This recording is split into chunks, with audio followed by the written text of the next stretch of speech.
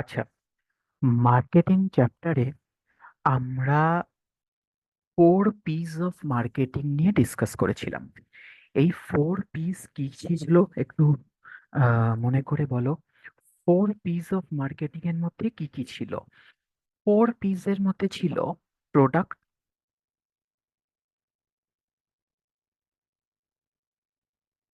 প্রোডাক্টের পরে কি ছিল? প্রোডাক্টের পরে ছিল প্রাইস, তারপরে ছিল প্লেস, যেটাকে আমরা ফিজিক্যাল ডিস্ট্রিবিউশনও বলি। তো আমরা প্রোডাক্ট, প্রাইস, প্লেস এইগুলো নিয়ে আলোচনা করে ফেলেছি। এইবারে আমাদের মার্কেটিং মিক্সের 4টে পি এর মধ্যে, 4 P's অফ মার্কেটিং মিক্সের মধ্যে লাস্ট পিটা বাকি আছে, দ্যাট ইজ প্রমোশন। তো আমরা আজকে শুরু করতে চলেছি topic number 11, that is promotion mix.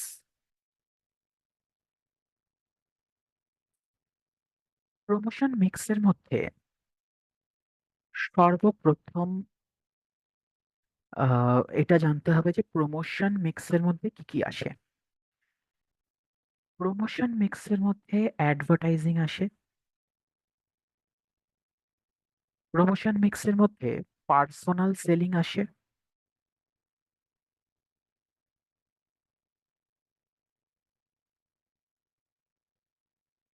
Promotion মিক্সের মধ্যে সেলস প্রমোশন আসে, আর পাবলিক রিলেশন, পিআর আসে।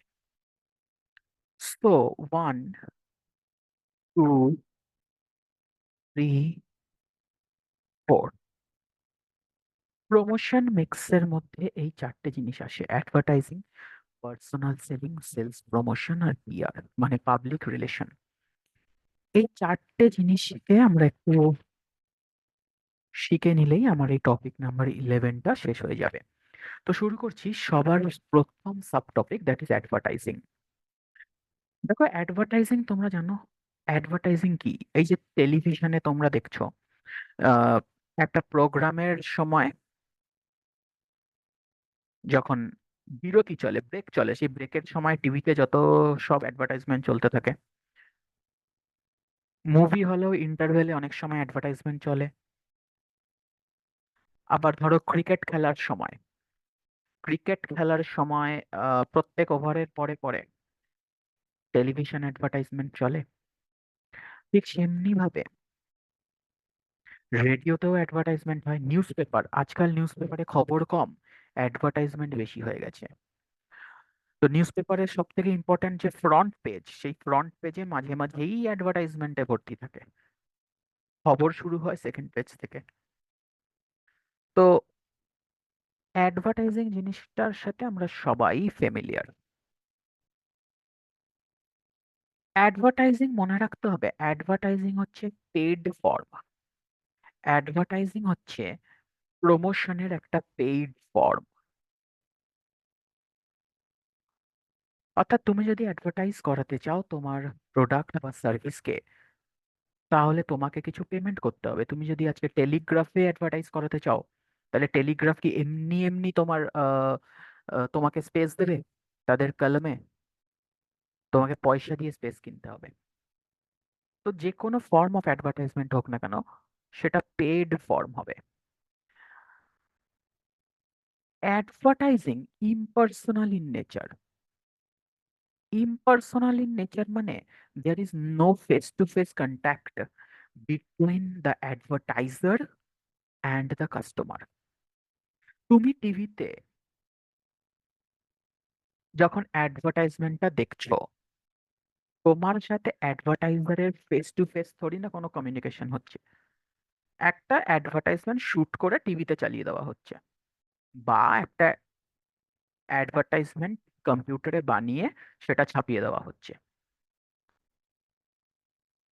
কাস্টমারের সাথে অ্যাডভার্টাইজারের কোনো ফেস টু ফেস কন্ট্যাক্ট থাকে না। So it is impersonal in nature. অ্যাডভার্টাইজমেন্টের ক্ষেত্রে আরেকটা জিনিস মাথায় রাখতে হবে যে there is always an identified sponsor. Sponsor identified sponsor মানে প্রত্যেকটা অ্যাডভার্টাইজিংই প্রত্যেকটা অ্যাডভার্টাইজমেন্টের একটা পার্টিকুলার অ্যাডভার্টাইজার থাকে যে টাকা দিয়ে সেই অ্যাডভার্টাইজমেন্টটা করায়। তো যে কোনো অ্যাডভার্টাইজমেন্ট দেখলেই তুমি বুঝতে পারবে যে এই অ্যাডভার্টাইজমেন্টটা কোন কোম্পানির অ্যাডভার্টাইজমেন্ট, কোন কোম্পানি কোন প্রোডাক্টের জন্য অ্যাডভার্টাইজটা করছে। তো অ্যাডভার্টাইজমেন্ট কখনো অ্যানোনিমাস হয় না, একদম আইডেন্টিফাইড স্পন্সর থাকে একটা। অ্যানোনিমাস অ্যাডভার্টাইজমেন্ট করে কি লাভ আছে?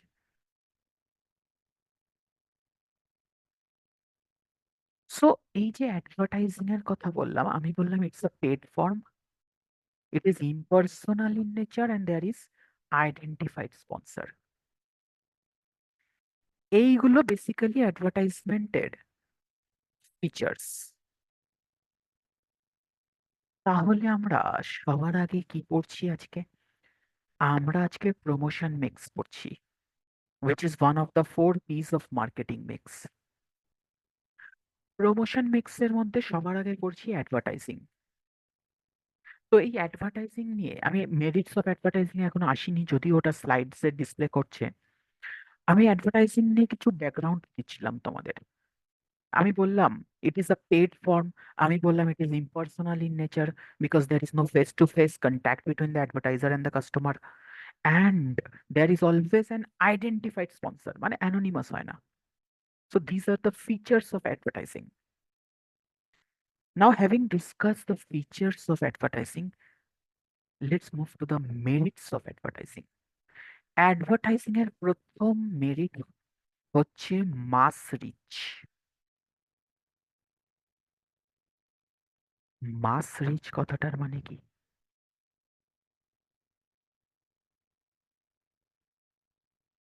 You can reach a large number of people by advertising, by way of advertising. Mass reach মানে large number of people can be reached.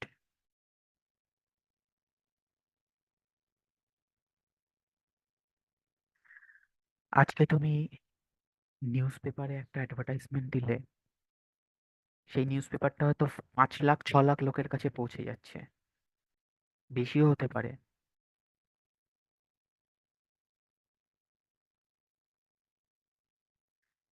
As a result তোমার একটা অ্যাডভার্টাইজমেন্ট কত লোকের কাছে পৌঁছে গেল তুমি দেখো, তোমার প্রোডাক্টের ইনফরমেশনটা কত লোকের কাছে পৌঁছে গেল। বা ধরো আইপিএল যখন চলছিল, বা এই যে টি-20 ওয়ার্ল্ড কাপ চলছে, তখন যদি একটা অ্যাডভার্টাইজমেন্ট দেওয়া দেওয়া হয় ওভারের মাঝখানে, কত লোকের কাছে পৌঁছে যায় চিন্তা করো তো। আমি নিউজ পেপারে পড়ছিলাম বা সোশ্যাল মিডিয়ায় দেখছিলাম যে এই লাস্ট আইপিএলে যখন এমএস ধোনি ব্যাট করতে নেমেছিল, তখন নাকি রেকর্ড নাম্বার অফ ভিউয়ারশিপ চলে এসেছিল। হটস্টারে দেখায় না, ওই অ্যাপে যখন খেলা দেখাই, দেখি আমরা, ওই পাশে দেখায় না ভিউয়ার্স, তো কয়েক কোটি লোক তখন খেলা দেখছিল। তাহলে ভাবো ওই সময়ে একটা অ্যাডভার্টাইজমেন্ট যদি ডিসপ্লে করা হয়, সেটা কত লোকের মধ্যে পৌঁছে যাবে। সো অ্যাডভার্টাইজিং এর একটা স্ট্রাইকিং বেনিফিট হলো যে large number of people can be reached. যদি এটাই পার্সোনাল সেলিং হতো, পার্সোনাল সেলিং মানে ধরো ডোর টু ডোর সেলিং, তাহলে তুমি সেলসম্যানকে কটা বাড়িতে পাঠাবে ডোর টু ডোর সেলিং করতে? মাস রিচ কখনোই পসিবল হবে না। তো মাস রিচ তোমার যদি অবজেক্টিভ হয় mass reach, then you should go for advertising.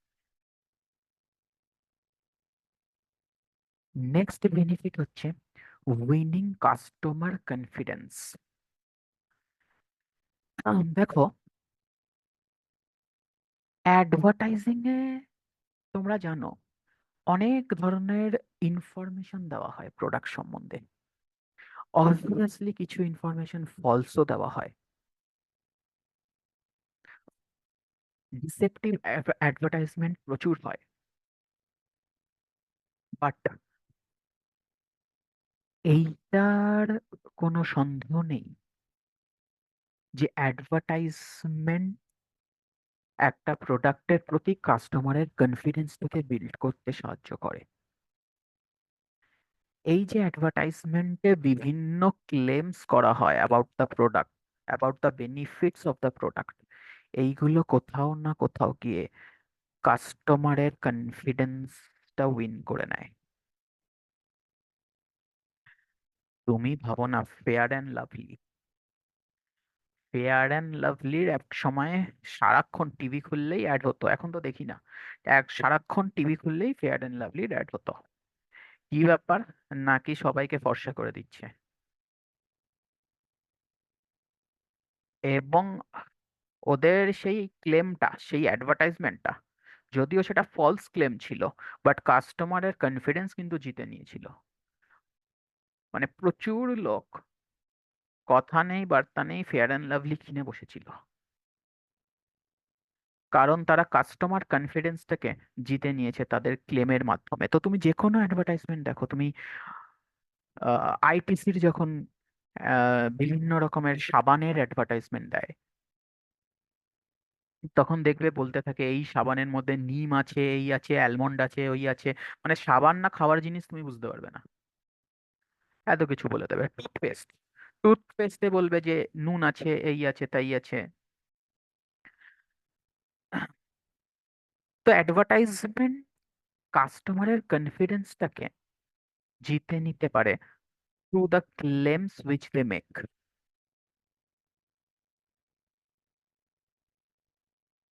এক্সপ্রেসিভনেস, expressiveness মানে আজকালকার দিনে তোমরা জানো টেকনোলজি এতটাই অ্যাডভান্স যে অ্যাডভার্টাইজমেন্টকে খুব রংচঙে করে দেখানো যায়। সো এক্সপ্রেসিভনেস এর মধ্যে, এক্সপ্রেসিভনেস বলতে এটাই বোঝানো হচ্ছে যে অ্যাডভার্টাইজিংটা অনেকটা অ্যাট্রাকটিভ হয়ে যাচ্ছে আজকালকার দিনে। কেন অ্যাট্রাকটিভ হচ্ছে? স্পেশাল এফেক্টস ইউজ করা হচ্ছে, কালারফুল বানানো হচ্ছে। তুমি যদি পুরোনো সময়ের অ্যাডভার্টাইজিং দেখো, নিউজ পেপার অ্যাডভার্টাইজিংই দেখো, একদম ব্ল্যাক অ্যান্ড হোয়াইট। আর আজকের দিনের নিউজ পেপার অ্যাডভার্টাইজমেন্টে বাপরে, কত রকম ছবি ছবি দিয়ে একদম কালারফুল।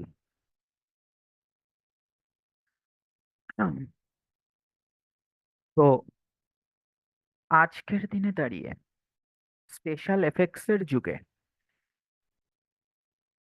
ডিজিটাল অ্যাডভান্সমেন্টের যুগে অ্যাডভার্টাইজমেন্টকে অনেক বেশি অ্যাট্রাকটিভ করে তোলা পসিবল হচ্ছে। এবং যত বেশি অ্যাট্রাকটিভ হবে, তত সেটা কাস্টমারের অ্যাটেনশন সিক করবে। So another benefit of advertising is expressiveness. টিভিতে তোমরা অনেক সময় দেখবে থামস আপের অ্যাডভার্টাইজমেন্টে সালমান খান কি সব করছে, সেই উড়ে উড়ে উড়ে উড়ে আসছে। বলো না, ঠিক বলছি বলো? টেস্ট দ্য থান্ডার, সে একটা প্যারাশুট নিয়ে উড়ছে না কি সব করছে, মাউন্টেন ডিউ পাহাড়ের থেকে ঝাঁপিয়ে পড়ছে, কুছ ডেয়ারিং করনা হ্যায়, এরকম কিছু একটা ট্যাগলাইন ছিল। তো কত স্পেশাল এফেক্টস টেফেক্টস ইউজ করছে টু মেক ইট অ্যাট্রাকটিভ।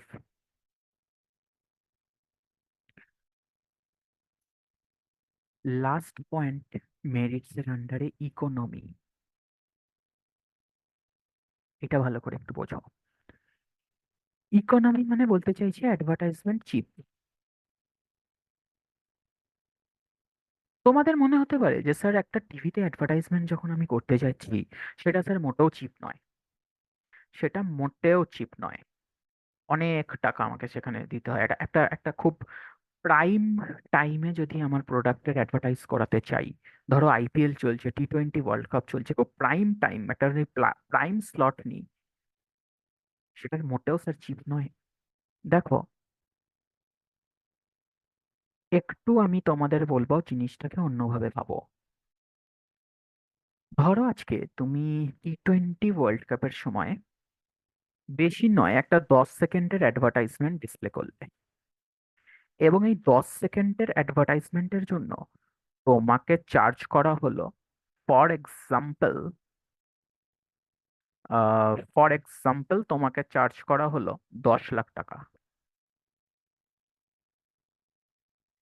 এইবারে তুমি বলবে যে স্যার এটা চিপ হলো, 10 সেকেন্ডের অ্যাডভার্টাইজমেন্টে 10 লাখ টাকা, এটা চিপ হলো। কিন্তু একটু অন্যভাবে ভেবে দেখো, ওই অ্যাডটা যখন ডিসপ্লে হচ্ছে কোটি কোটি লোকের কাছে পৌঁছে যাচ্ছে। ধরো 2 কোটি লোক, 2 কোটি কেন, অল ওভার দ্য ওয়ার্ল্ড দেখছে তোরে বাবা। তো কত কোটি লোকের কাছে পৌঁছে যাচ্ছে তুমি বুঝতে পারছো? ধরো 10 কোটি লোকের কাছে পৌঁছে যাচ্ছে। তাহলে কস্ট পার ইউনিট কত কমে যাচ্ছে? 10 লাখ টাকা দিয়ে তুমি 10 কোটি লোকের কাছে পৌঁছে গেলে, তাহলে কস্ট পার ইউনিট তুমি দেখো যে পার পোটেনশিয়াল কাস্টমার তোমার কত খরচা পড়লো। So that is 10 crore by 10 lakh.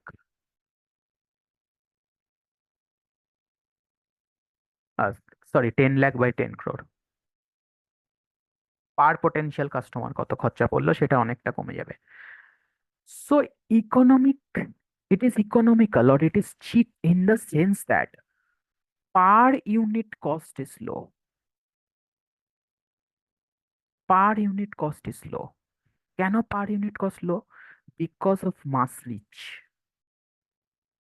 Because of mass reach. So this is all about the benefits of advertising. Mass reach, customer confidence, expressiveness মানে attractiveness, আর ইকোনমি। ইকোনমি বলতে per unit cost is low.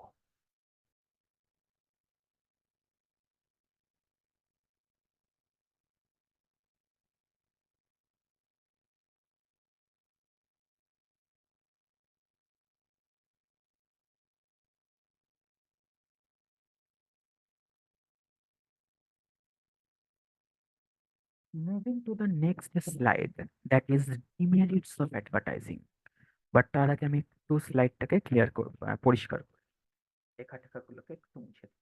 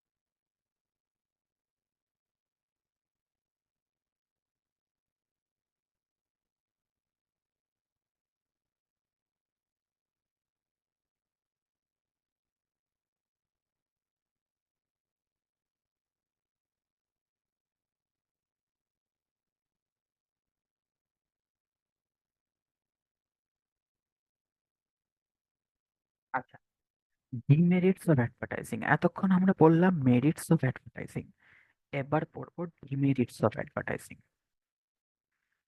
প্রথম demerit হচ্ছে advertising is less forceful. Less forceful বলতে দেখো, advertising এর ক্ষেত্রে there is no face to face connection between the advertiser and the customer. So তুমি একটা অ্যাড দেখাচ্ছ টিভিতে, কাস্টমার ইচ্ছা হলে সেটা দেখলো, না হলে চ্যানেল পাল্টে দিল।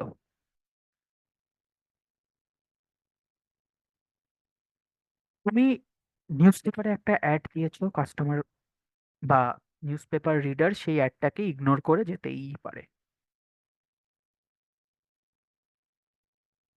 So advertising is less forceful. কেন জানো তো? Because there is no face to face connection between the advertiser and the viewers of the advertisement.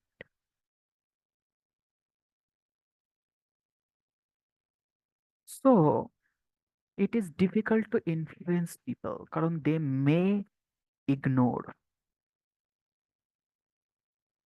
এবং পিপল অফেন ইগনোর। আমরা অনেক সময় চ্যানেল পাল্টে দিই অ্যাডভার্টাইজমেন্টের সময়। So it is less forceful, কোনো পার্সোনাল কানেকশন নেই, কোনো 1:1 কমিউনিকেশন হচ্ছে না এখানে। একটা অ্যাড ডিসপ্লে করে দিচ্ছে, যে দেখছে দেখছে, যে দেখছে না দেখছে না। No personal communication, so people may ignore.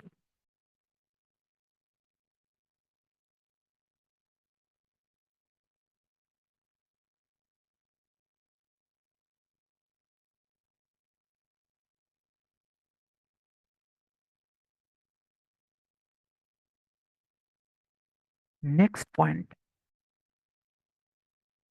Lack of feedback. আজকে তুমি একটা নতুন প্রোডাক্ট ধরো লঞ্চ করেছো, সেই প্রোডাক্টটা সম্বন্ধে অ্যাডভার্টাইজমেন্ট দিলে তুমি, বাট কাস্টমারদের রিয়াকশন কি তুমি সেই রিয়াকশনটা মোটেই জানতে পারবে না। কেন জানতে পারবে না জানো তো? কারণ এগেইন সেই সেম পয়েন্টটা, there is no direct communication or no face to face communication, no face to face contact between the advertiser and the person viewing the advertisement. Therefore কাস্টমারদের রিয়াকশন জানাটা পসিবল হয় না, কাস্টমার্স রিয়াকশন জানাটা possible হয় না। So advertising suffers from the demerits of lack of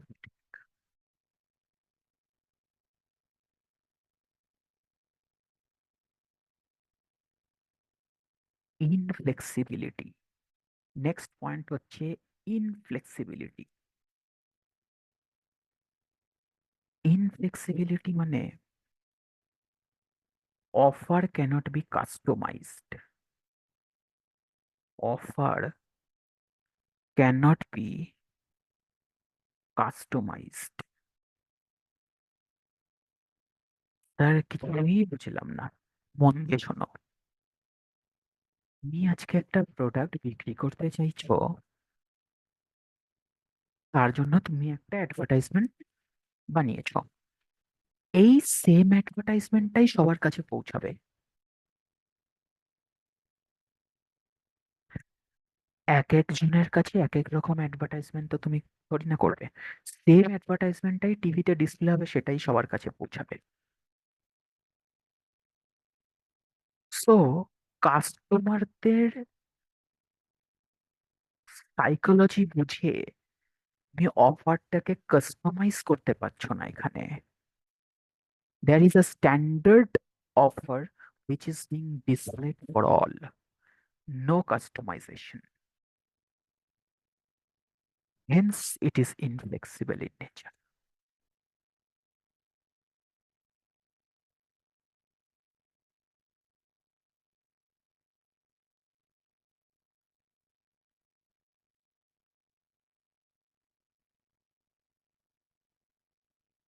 low effective,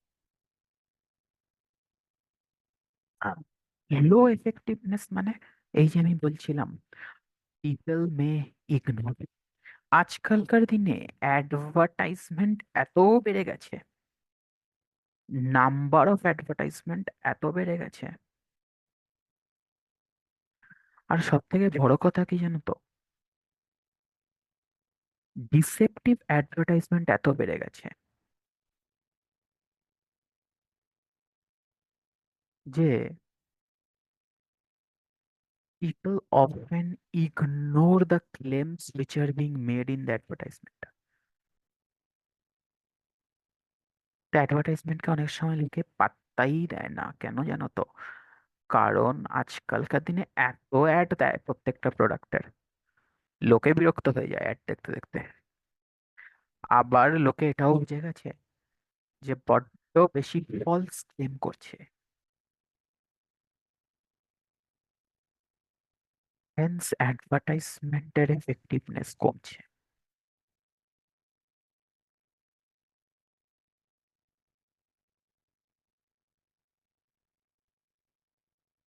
So these are the demerits of advertising.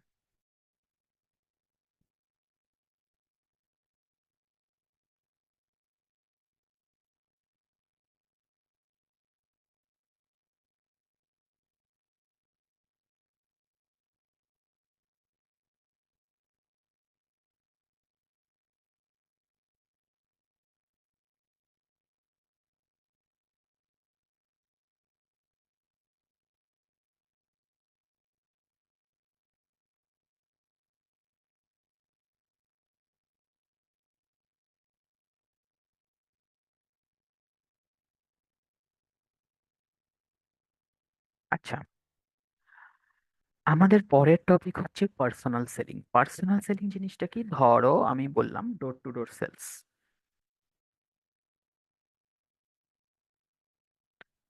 Door to door sales,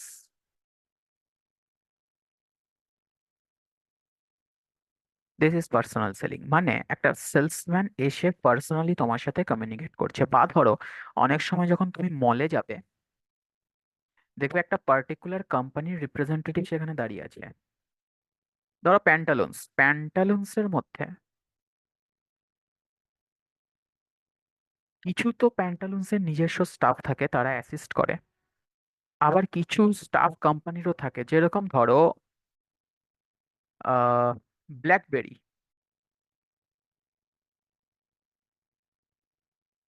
blackberry কোম্পানির কিছু staff থাকে ওখানে, তারা তোমাকে ব্ল্যাকবেরি কোম্পানি সম্বন্ধে,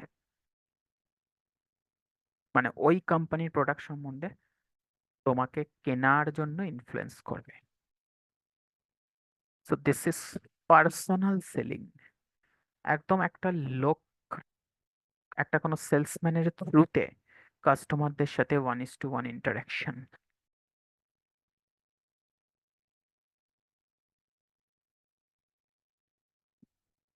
আমরা একটু দেখে নিই এই পার্সোনাল সেলিং এর মেরিটস কি। ফার্স্ট হচ্ছে informing the customer.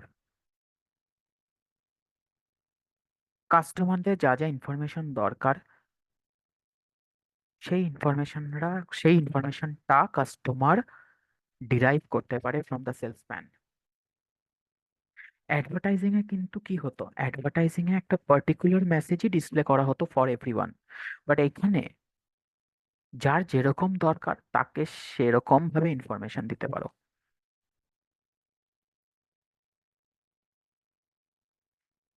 So the first benefit is informing the customer.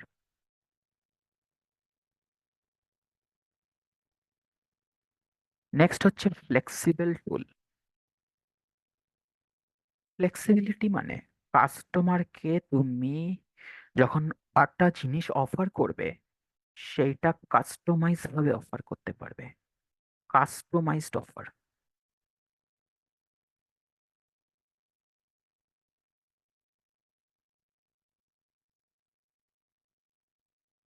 কেউ কোয়ালিটি নিয়ে কনসার্ন, কেউ প্রাইস নিয়ে কনসার্ন, কেউ মানে ফ্যাশনেবল লুক নিয়ে কনসার্ন। তো যখনই তুমি ব্ল্যাকবেরি কোম্পানির ধরো ব্লেজার কিনতে যাবে, তোমার সাইকোলজিটা আগে বুঝে নেবে ওরা, তারপর তোরা ওরা তোমাকে সেইভাবে বোঝাবে। So offer can be customized. This is the most important benefit I think.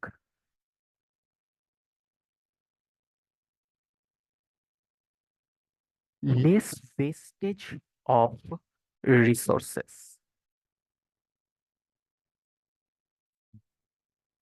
দেখো অ্যাডভার্টাইজমেন্টের ক্ষেত্রে কি হয়, অর্ধেক লোক হয়তো সেটাকে ইগনোর করেই চলে গেল। কিন্তু পার্সোনাল সেলিং এর ক্ষেত্রে যেহেতু 1:1 কমিউনিকেশন হয়, এইখানে ইগনোর করার ব্যাপারটা একটু কম। দেয়ারফর আমি বলতে পারি যে resources are not wasted. Resources are not wasted.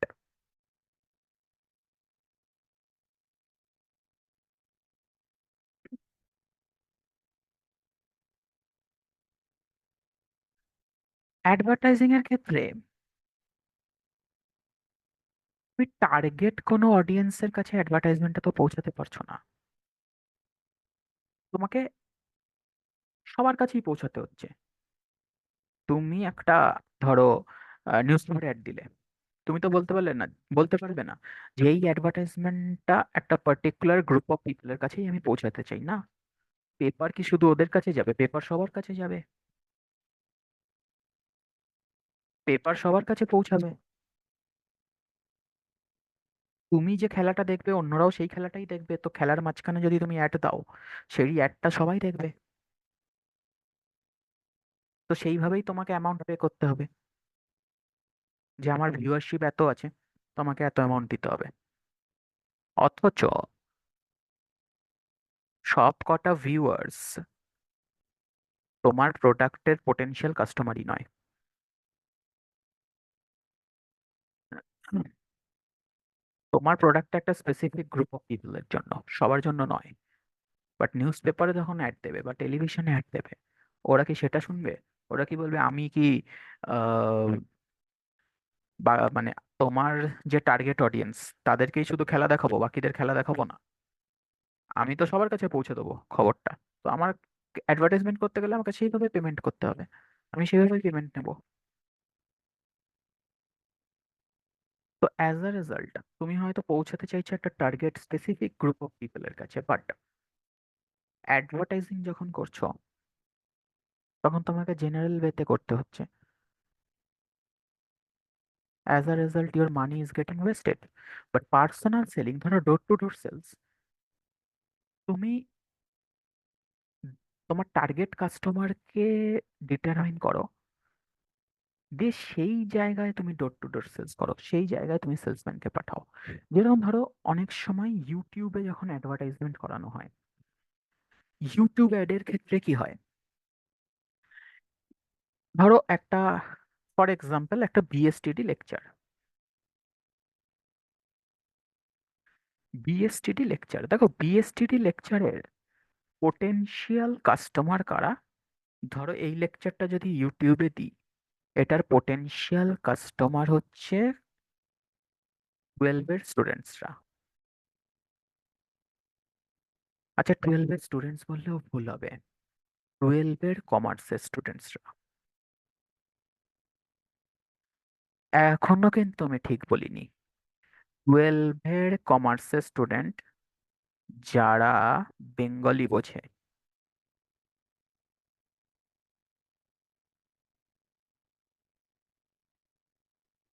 আমার টার্গেট অডিয়েন্স হবে, যদি আমি এই ভিডিওটা ইউটিউবে দিই, আমার টার্গেট অডিয়েন্স হবে এটা 12-এর কমার্সের স্টুডেন্ট যারা বাংলা বোঝে।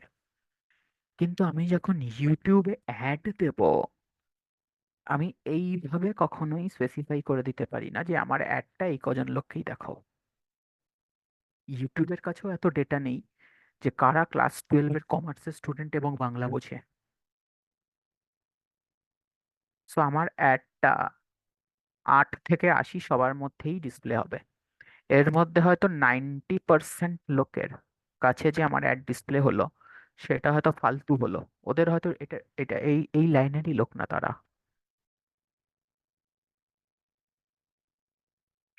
অ্যাজ আ রেজাল্ট আমার টাকা ওয়েস্টেজ হলো। দেখো ফেসবুক বা অ্যাডভার্টাইজমেন্ট কি করবে, যাদের মধ্যেই যতগুলো ইমপ্রেশন হবে সেইভাবে টাকা নিয়ে নেবে ওরা। তো এই 90% লোকের কাছে যে আমার অ্যাডটা পৌঁছালো, যেটা একদমই ইমমেটেরিয়াল, আননেসেসারি, এটার টাকাও আমাকে বিয়ার করতে হলো। As a result wastage of resources. কিন্তু এটাই যদি পার্সোনাল সেলিং এর ক্ষেত্রে কিন্তু এটা হয় না। পার্সোনাল সেলিং মানে তো আমি একদম পিন পয়েন্ট করছি, দিয়ে তার সাথে ফেস টু ফেস কন্ট্যাক্ট করে কথা বলছি। যখন ফেস টু ফেস কন্ট্যাক্ট আছে পার্সোনাল সেলিং এ, তখন ধরি না আমি এমন কারোর কাছে গিয়ে এমন কারোর বাড়িতে গিয়ে বেল টিপবো যে আমার পোটেনশিয়াল কাস্টমারই নয়।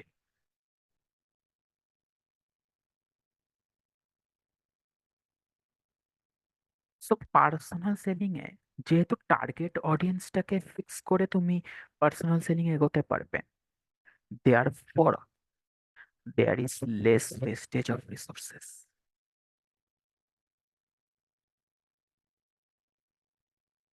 এত ডিটেলে তোমাদের বইতেও নেই, জানো তো, তোমরা পড়তে পারো। যাই হোক, আশা করি বুঝতে পারছো।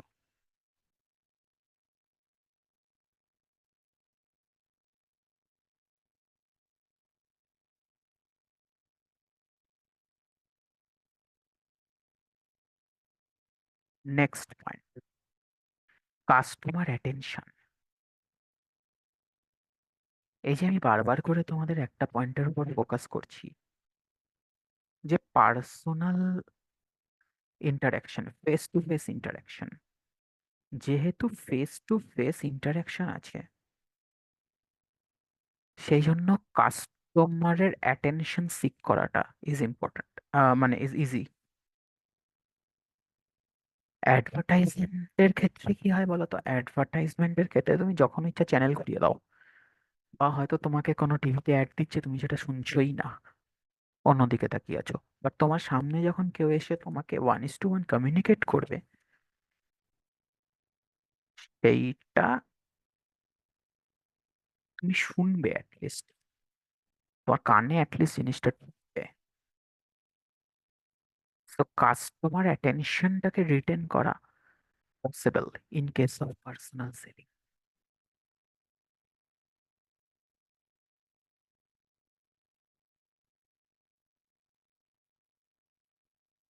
Helpful in introduction stage. Introduction stage মানে যখন একটা প্রোডাক্ট নতুন লঞ্চ করেছো, নিউলি লঞ্চড প্রোডাক্ট। দেখো, যখন একটা প্রোডাক্ট নতুন লঞ্চ করেছো, তখন কাস্টমাররা বা পোটেনশিয়াল কাস্টমার যারা, তারা সেই প্রোডাক্টটা সম্বন্ধে কিছু জানে না। সো এই সময় personal selling plays a very important role, যাতে 1:1 ফেস টু ফেস তুমি কাস্টমারদের বোঝাতে পারো about the quality, about the merit of the product. কাস্টমারদের কিছু ডাউট থাকলে সেটা তুমি সলভ করতে পারবে, কারণ পার্সোনাল সেলিং এ there is an immediate feedback mechanism. 1:1 কথা হচ্ছে, তো কাস্টমাররাও নিজেদের ডাউটটা তোমাকে জিজ্ঞেস করবে, তুমি সেই ডাউটটা তুমি ক্লিয়ার করে দিলে, বা প্রোডাক্টটা কি করে ইউজ করতে হয় সেটাও তোমাকে একদম 1:1 ডেমো দিয়ে দেখিয়ে দিতে পারবে, কারণ নতুন প্রোডাক্ট, কারোর আইডিয়া নেই হয়তো এই প্রোডাক্টটা সম্বন্ধে। So at the initial stage, when a new product is launched, personal selling is important. It is very helpful.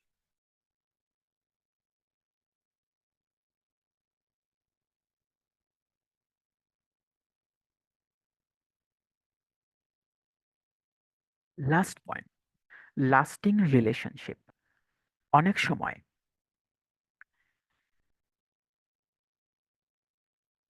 Sales পার্সনের সাথে একটা ভালো রিলেশনশিপ গড়ে ওঠে কাস্টমারের।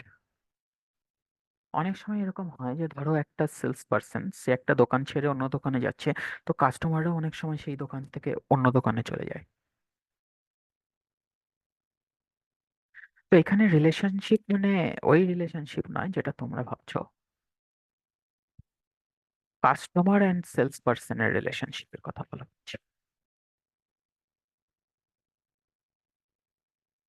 তুমি একটা পার্টিকুলার দোকান থেকে জিনিস কিনছো, সেখানে হয়তো কোনো একটা পার্টিকুলার স্টাফ তোমাকে অনেকটা হেল্প করছে, তুমি তার সার্ভিসে স্যাটিসফাইড, তখন তার উপর তুমি রিলাই করতে শুরু করবে। তার সাথে একটা, তোমার একটা তার সাথে রিলেশনশিপ তৈরি হবে, relationship in the sense buyer and সেলারের রিলেশনশিপ, বা বায়ার অ্যান্ড সেলস পার্সনের যে রিলেশনশিপ থাকে সেই রিলেশনশিপ, তুমি তোমার কোয়ারিগুলোকে আরো ভালোভাবে অ্যাড্রেস, মানে তার সাথে ডিসকাস করতে পারবে। আবার অনেক সময় কি হয়, ধরো তোমার সাথে ভালো রিলেশন হয়ে গেছে, হুম, তো তোমাকে কোনো প্রোডাক্টের ডিসকাউন্ট ডিসকাউন্ট আসার আগে সে জানিয়ে দেয় পার্সোনালি, তো এই দিন থেকে ডিসকাউন্ট শুরু হবে। প্রথম দিনই চলে আসবেন, তাহলে স্টক পেয়ে যাবেন। না হলে কি হবে, স্টক স্টক বেরিয়ে যাবে। তো তো আপনি আগেই চলে আসবেন, এই দিন থেকে ডিসকাউন্ট স্টার্ট হবে, আমি বলে দিলাম। এরকম একটা ব্যাপার। তো অনেক সময় জিনিস কিনে আমরা দোকান ওই স্টাফের কাছে রেখে আসি, কারণ ওরা বলে কালকে ডিসকাউন্টটা বাড়বে, তো কালকে বিলিং করবেন। আমি জিনিসটা সরিয়ে রাখছি। কারণ ফেস টু ফেস ইন্টারাকশন হলে কি হয়, একটা বন্ধুত্ব গড়ে ওঠে, যেটা অ্যাডভার্টাইজিং এর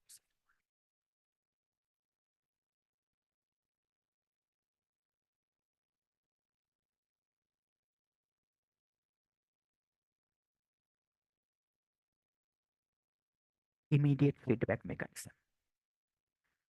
তুমি একটা প্রোডাক্ট সম্বন্ধে কাস্টমারকে বলছো, এবং কাস্টমারের ফিডব্যাকটা, কাস্টমারের রিয়াকশনটাও তুমি পেয়ে যাচ্ছ সাথে সাথে। কারণ again there is face to face contact, তাই জন্য immediate feedback mechanism is there. তো কাস্টমারের যে ফিডব্যাক সেটা তুমি ইনস্ট্যান্টলি পেয়ে যাচ্ছ in case of personal selling, because face to face communication হচ্ছে ভাই।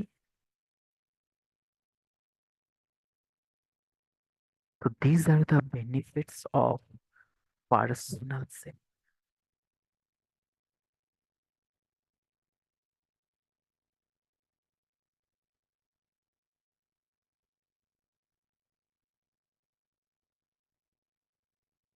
আচ্ছা, এতক্ষণ যে আমরা মেরিটস গুলো পড়ছিলাম পার্সোনাল সেলিং এর, এই মেরিটস গুলো সবই আমরা বিজনেস ভিউ পয়েন্ট থেকে পড়েছি। একটু ভালো করে দেখলে তোমরা বুঝতে পারবে, এইগুলো না সবই আমরা বিজনেস ভিউ পয়েন্ট থেকে পড়েছি।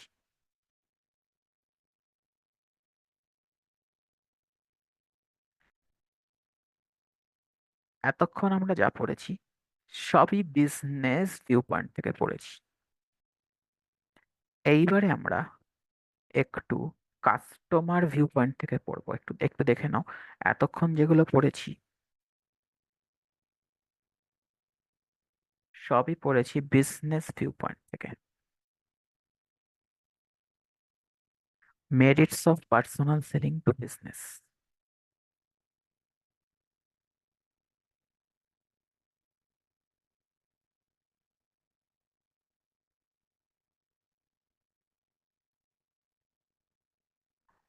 এতক্ষণ যে কটা পয়েন্ট বললাম, 1 2 3 4 5 6 7, এটা হচ্ছে পার্সোনাল সেলিং এর বিজনেস, পার্সোনাল সেলিং এর বেনিফিটস টুয়ার্ডস বিজনেস।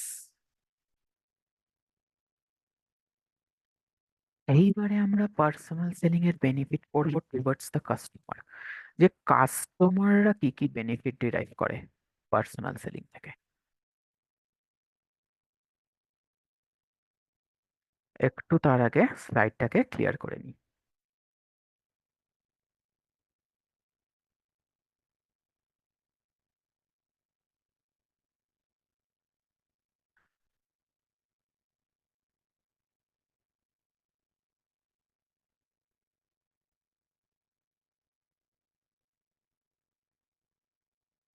তো দেখছো, merits of personal selling customers. সবার আগে identifying the need. Customer selling এ কি হয়, 1:1 কন্ট্যাক্ট হয়। তো সেলস পার্সন খুব সুন্দর করে তোমাকে বোঝায় তোমার প্রোডাক্টটা কেন দরকার, সেটা তোমাকে তোমার মতো করে বোঝায়, তোমার সাইকোলজিটা প্রথমে বুঝে নেয়, তারপর তোমাকে সেইভাবে বোঝায়। আবার তোমার কোনো কোয়ারি থাকলে তুমি সেটাও আহ করে নিতে, মানে ক্লিয়ার করে নিতে পারবে। অ্যাজ আ রেজাল্ট, তোমার এই প্রোডাক্টটা আদৌ দরকার কিনা সেইটা আইডেন্টিফাই করতে তোমাকে সাহায্য করবে।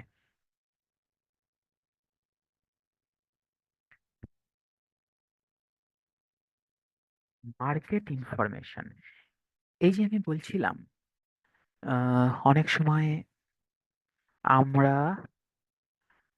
বেশ কিছু ইনফরমেশন পেয়ে যাই। মার্কেট ইনফরমেশন মানে ধরো এই দিন ডিসকাউন্ট আসতে চলেছে, বা এই দিন কোনো স্পেশাল অফার আসতে চলেছে। তো এটা তো আলটিমেটলি কাস্টমারদের জন্য বেনিফিশিয়াল হয়। কারণ ধরো আমি আগে থেকে জেনে গেলাম যে এই দিন ডিসকাউন্ট আসতে চলেছে, তো আমি আজকে গিয়ে বা আমি সেই দিন দোকানে পৌঁছে গিয়ে কিনে নিলাম। আমি যদি আগে থেকে জেনে যাই তাহলে আমি একদম প্রথম দিনে চলে যাব। তোমরা তাই করো তো? ডিসকাউন্টের সময় কি হয়, স্টক তো তাড়াতাড়ি শেষ হয়ে যায়, ফ্রেশ স্টক তো ওরা দেখায় না, সব পুরনো স্টক গুলো থাকে। তো পুরনো স্টক তাড়াতাড়ি শেষ হয়ে যাবে ডিসকাউন্ট দিলে। একদম ডিসকাউন্ট দিলে না, প্রথম প্রথম একদম চলে যেতে পারলে তুমি জিনিস পাবে। না হলে দ্বীপে অর্ধেক জিনিস বিক্রি হয়ে গেছে। তো মার্কেট ইনফরমেশনটা যদি তোমার কাছে থাকে, কি করে থাকবে? এই যে বললাম, রিলেশনশিপ তৈরি হয়। সেলস পার্সনের সাথে একটা রিলেশনশিপ যদি তোমার তৈরি হয়, সে তোমাকে ইনফরমেশনটা দিয়ে দেবে। অ্যাজ আ রেজাল্ট তুমি বেনিফিট করতে পারবে। Sales person with benefit,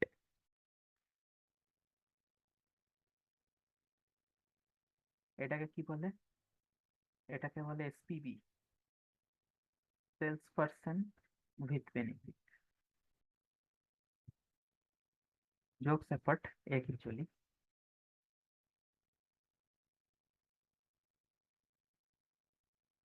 expert advice. তোমার রিকোয়ারমেন্টটা কি সেটা জেনে অনেক সময় তোমাকে এক্সপার্ট অ্যাডভাইস দেবে, যে তোমার রিকোয়ারমেন্টটা বেস্ট স্যাটিসফাই হবে এই প্রোডাক্টটা নিলে। যেরকম ধরো আমি মোবাইল কিনতে গেলাম, আমি বললাম যে আমার একটা ট্যাবলেট চাই। তো ওরা আমাকে জিজ্ঞেস করলো ট্যাবলেটের পারপাসটা কি। আমি বললাম টিচিং। তখন ওরা আমাকে বললো যে আইপ্যাড বা স্যামসাং এর S9 যদি নাও, এটা তোমার তোমার জন্য বেস্ট হবে। দেখো আইপ্যাড, ট্যাবলেট তো সবার আছে, লিনোভোরও ট্যাবলেট আছে, এমআইয়েরও আছে। বাট আমার পারপাস অনুযায়ী বেস্ট সুটেড কোনটা, সেই এক্সপার্ট অ্যাডভাইসটা ওরা দিতে পারে। বা যে ধরো যদি কেউ খুব হাই রেজলিউশন হাই গ্রাফিক্স এর গেম খেলে, তাহলে তার কি প্রসেসর দরকার, এক্সেট্রা এক্সেট্রা, সেরকম ভাবে অ্যাডভাইস দেবে।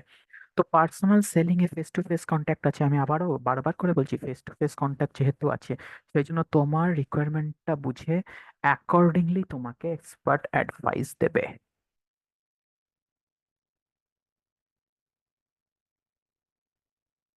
ইনডিউসেস কাস্টমার্স, কোথাও না কোথাও কাস্টমারকে জিনিসটা কিনতে প্রভাবিত করে। অ্যাজ আ রেজাল্ট কাস্টমারের স্ট্যান্ডার্ড অফ লিভিংটা বেড়ে যায়। আজকের দিনে দাঁড়িয়ে তো আমি বলবো ভাই, কাস্টমারকে যদি কোনো প্রোডাক্ট কিনতে তুমি ইন্ডিউস করো, তো এটা তো এটা ডিমেরিটের মধ্যে যাওয়ার কথা, জানো তো? মানে এটা কাস্টমার ভিউ পয়েন্ট থেকে ডিমেরিট। আর খরচা হয়ে যাচ্ছে, আজকের দিনে টাকা বাঁচানো ইজ ভেরি ইম্পর্টেন্ট। বাট যাই হোক, এই পয়েন্টটা এই মাইন্ডসেট থেকে বানানো হয়েছে যে কাস্টমারকে তুমি প্রোডাক্টটা কিনতে ইনফ্লুয়েন্স করছো, এবং সেই প্রোডাক্টটা থেকে সে বেনিফিট ডেরাইভ করছে and তার স্ট্যান্ডার্ড অফ লিভিংটা বেড়ে যাচ্ছে। এই মাইন্ডসেট থেকে এই পয়েন্টটা বানানো হয়েছে, ইন্ডিউসেস কাস্টমার্স।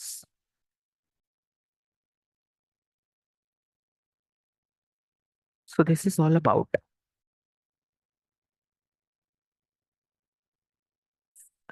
ডাইরেক্ট সেলিং বা পার্সোনাল সেলিং।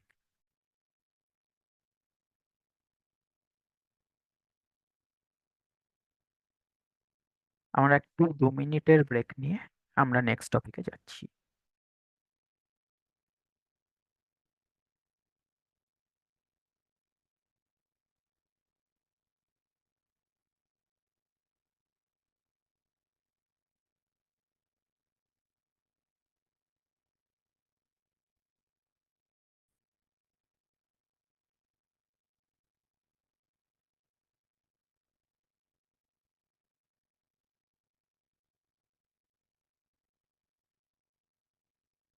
আচ্ছা, এইবারে আমরা প্রমোশনের আন্ডারে যে সাব টপিক 3, দেখো প্রমোশনের আন্ডারে কি কি আছে আমি আগেই বললাম: advertising, personal selling, sales promotion, আর পিআর মানে পাবলিক রিলেশন, যেটাকে পাবলিসিটিও বলতে পারো। তো এখন আমরা sub topic 3, that is sales প্রমোশনে চলে এসেছি। তো দেখো, মেথডস অফ পার্সোনাল সেলিং, এটা পার্সোনাল সেলিং হবে না, এটা মেথডস অফ সেলস প্রমোশন হবে। একটু কারেকশন করে দিচ্ছি, এটা হবে মেথডস অফ সেলস প্রমোশন।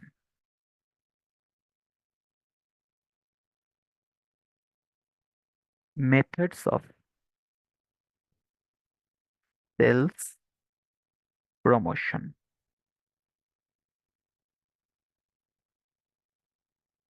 একটা ইম্পর্ট্যান্ট কথা বলি, পরীক্ষায় যখন কি কেস স্টাডি দেবে, তোমরা ভালো করে কোয়েশ্চেনটা পড়বে যে তোমাদের কি চেয়েছে। তোমাদের কি মেথডস অফ প্রমোশন চেয়েছে নাকি মেথডস অফ সেলস প্রমোশন চেয়েছে? দেখো, প্রমোশন, প্রমোশনের মেথড চারটে আছে। একটা হচ্ছে অ্যাডভার্টাইজমেন্ট, একটা পার্সোনাল সেলিং, একটা সেলস প্রমোশন, একটা পাবলিক রিলেশন বা পাবলিসিটি, পিআর। আর সেলস প্রমোশন হচ্ছে প্রমোশনেরই একটা পার্ট। তার আন্ডারে আবার ভেরিয়াস মেথডস আছে সেলস প্রমোশনের। তো যদি কোয়েশ্চেনে বলে identify the method of promotion, তখন advertising, personal selling, sales promotion বা পিআর, এই চারটের মধ্যে একটা হবে। আর যদি কোয়েশ্চেনে বলে identify the method of sales promotion, তখন আমরা এখন যে টপিকটা করতে চলেছি, এইখান থেকে কোনো একটা মেথড আইডেন্টিফাই করতে হবে। সো খুব গুরুত্বপূর্ণ একটা কথা কিন্তু বললাম। প্রমোশনাল টুল চারটে: advertisement, personal selling, sales promotion, PR. এটা হচ্ছে প্রমোশনাল টুল। আর সেলস প্রমোশনাল টুল বা সেলস প্রমোশনাল মেথড হচ্ছে অনেকগুলো আছে, যেগুলো এখন আমরা পড়তে চলেছি। সো যখন কেস স্টাডি দেবে, একটু এই জায়গাটা কিন্তু কোয়েশ্চেনটা ভালো করে পড়তে হবে। এগিয়ে যাচ্ছি। দেখো, সবার আগে বলছে রিবেট। রিবেট জিনিসটা কি? রিবেট জিনিসটা হলো, ধরো একদম ফ্ল্যাট ডিসকাউন্ট। রিবেট মানে একদম ফ্ল্যাট ডিসকাউন্ট। মানে যেরকম আমি এক্সাম্পল দিয়েছি, দেখো তুমি একটা লেজের প্যাকেট কিনেছো, বলছে 40 টাকার লেজের প্যাকেটে 5 টাকা করে অফ। This is rebate.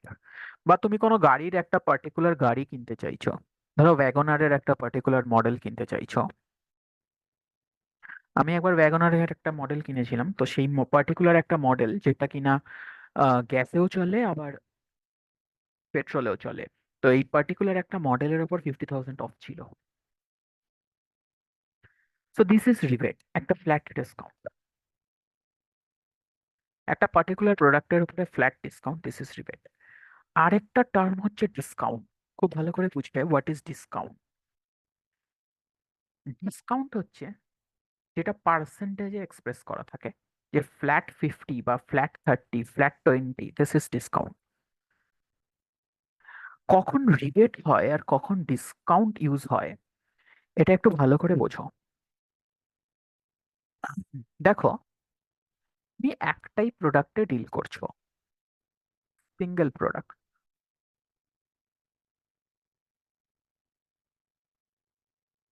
তুমি একটা পার্টিকুলার প্রোডাক্টে ডিল করছো,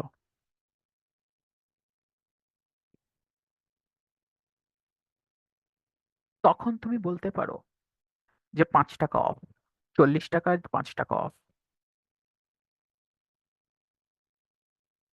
কারণ তুমি একটা পার্টিকুলার প্রোডাক্টের ওপরে রিবেট দিচ্ছ। বা ধরো একটা পার্টিকুলার গাড়ি, যেই গাড়িটার দাম ধরো 5 লাখ, তুমি বলছো এই গাড়িটার পার্টিকুলার একটা মডেলে যেটার দাম 5 লাখ, আমি 50,000 অফ দিচ্ছি।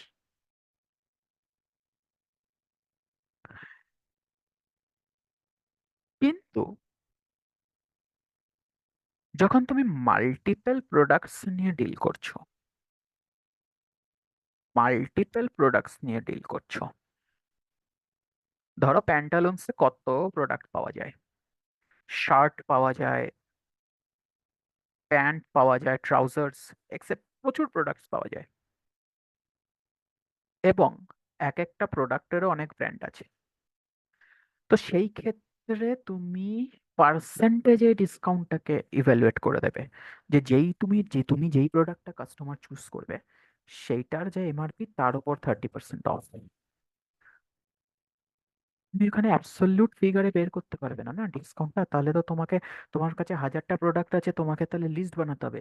এই প্রোডাক্টটায় এটার দাম 300 টাকা, এটায় 30 টাকা অফ, এটাতে এত টাকা অফ। তাহলে কাস্টমারের মাথা খারাপ হয়ে যাবে, তোমাকে মানে ডিসকাউন্টের জন্য একটা বিশাল বোর্ড টাঙিয়ে দিতে হবে। পসিবলও নয় সেটা, প্রচুর প্রোডাক্ট থাকে। আমি কি বোঝাতে পারছি ব্যাপারটা? যেখানে ওয়াইড রেঞ্জ অফ প্রোডাক্টস আছে, তুমি একটা ওয়াইড রেঞ্জ অফ প্রোডাক্টস এর উপর ডিসকাউন্ট দিতে চাইছো, এক একটার এক এক রকম এমআরপি।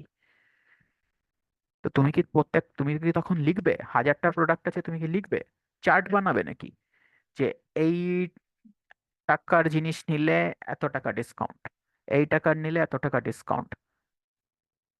তুমি কি তখন বলবে 1000 টাকার এমআরপি হলে 300 টাকা ডিসকাউন্ট, 700 টাকায় পাবেন 300 টাকা ডিসকাউন্ট? 2000 টাকা হলে তোমার 600 টাকা ডিসকাউন্ট, 1500 টাকা হলে 450 টাকা ডিসকাউন্ট? এইভাবে কি তুমি বলবে? এইভাবে কি লিস্ট টাঙাবে? আরে ভাই, প্রচুর প্রোডাক্ট, হয়তো একটা তাও প্যান্টালুন্সে প্রচুর প্রোডাক্ট, পসিবল না এইভাবে দেওয়া। ওরা কি বলবে, ওরা বলবে যে কোনো প্রোডাক্ট কেনো, 30% অফ। এবার তুমি ক্যালকুলেট করে নাও, সেই প্রোডাক্টের এমআরপি দেখো, 30% করে নাও। দিস ইজ ডিসকাউন্ট, যেটা পার্সেন্টেজ ফর্মে দেওয়া থাকে। আর রিবেট আমরা কোনটাকে বলবো? ধরো পার্টিকুলার কোনো প্রোডাক্টের উপর তুমি দিচ্ছ, তুমি বলছো এই প্রোডাক্টের ওপরে এত টাকা অফ, 40 টাকার লেস, তার উপর 5 টাকা অফ। পার্টিকুলার একটা ওয়াগনারের মডেল, একটা গাড়ির মডেল, তার উপরে এত টাকা অফ। বাট যখন মাল্টিপল প্রোডাক্টের ওপর তুমি ডিসকাউন্ট দিচ্ছ, যেরকম প্যান্টালুন্স, মন্টে কার্লো, এইসব দোকানগুলোতে কি হয়, একটা পার্সেন্টেজ করে দেয় ওরা, যে এত পার্সেন্ট ডিসকাউন্ট, যে কোনো প্রোডাক্ট নাও এত পার্সেন্ট ডিসকাউন্ট। আদারওয়াইজ খুব ইনকনভিনিয়েন্ট হয়ে যাবে না, আর পসিবলও নয় এত প্রোডাক্ট, এত এক একটা প্রোডাক্টের এত এক এক রকম এমআরপি, তাহলে তো চার্ট বানাতে হবে। তো পার্সেন্টেজ বেসিসে দিয়ে দাও।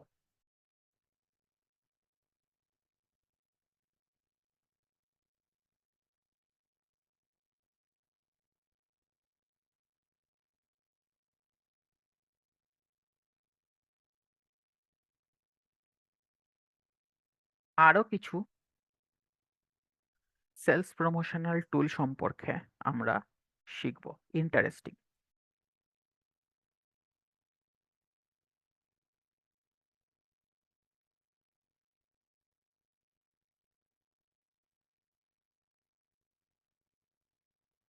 রিফান্ডস। দেখো, রিফান্ডের এই ফান্ডাটা মেনলি ফুড কোম্পানিজ যারা তারা ইউজ করে। কারা ইউজ করে? Food companies. ধরো ব্যাপারটা এরকম, কোনো কোম্পানি বলল যে তুমি, ধরো 5 স্টার, 5 স্টার ম্যানুফ্যাকচারার, 5 স্টারের কোম্পানি বলল তুমি যদি 10টা 5 স্টারের ফয়েল জমা দাও, তাহলে একটা 5 স্টারের টাকা আমি রিফান্ড করে দেবো। তাই তোমাকে 5 স্টার খেয়ে খেয়ে আগে 10টা প্যাকেট জমাতে হবে। তুমি যদি এই 10টা প্যাকেট জমা দিতে পারো, তাহলে একটা 5 স্টারের টাকা তুমি ফেরত পেয়ে যাবে। This is refund. এগুলো আমাদের ছোটবেলায় আমরা বেশ খুব দেখেছি, এবং খুব সাকসেসফুল হতো। আমরা ওই ওই খেয়ে খেয়ে না র্যাপার গুলোকে জমাতাম। তো refund means giving back a portion of the product price on successful presentation of some proof of purchase। তুমি পারচেস করেছো, সেটার কিছু প্রুফ দেখাও। 10টা পারচেস করেছো, সেটা প্রুফ দেখাও, মানে 10টা র্যাপার তুমি ফেরত দাও, তো তুমি একটা রিফান্ড পেয়ে যাবে।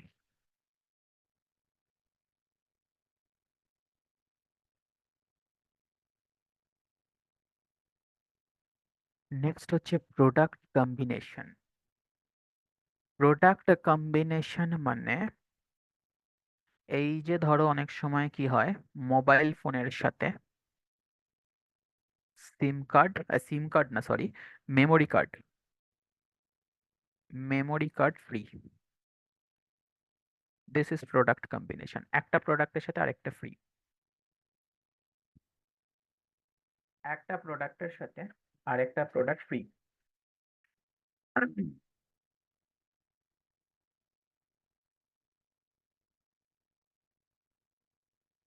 বা ধরো তোমাকে বললো তুমি একটা টিভি যদি কেনো, একটা টেলিভিশন যদি কেনো, তাহলে এর সাথে একটা ট্রাভেল ব্যাগ ফ্রি ফ্রি দেবো।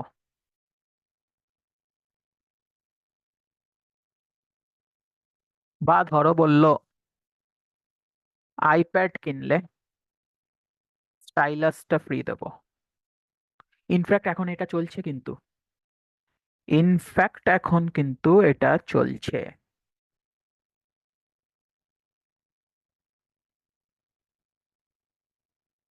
অ্যাপেলের যদি তুমি AI আর 5 জেনারেশনটা নাও এবং স্টুডেন্ট আইডি যদি তুমি জমা দাও,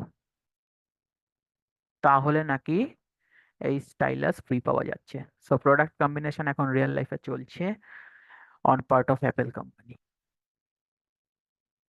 তোমরা কারা কারা এটার ব্যাপারে অ্যাওয়্যার ছিলে আমি জানি না, বাট একদম রিয়েল লাইফ এক্সাম্পল যেটা এই মুহূর্তে চলছে। তো দিস ইজ প্রোডাক্ট কম্বিনেশন, একটা প্রোডাক্ট কিনছো আর একটা ফ্রি।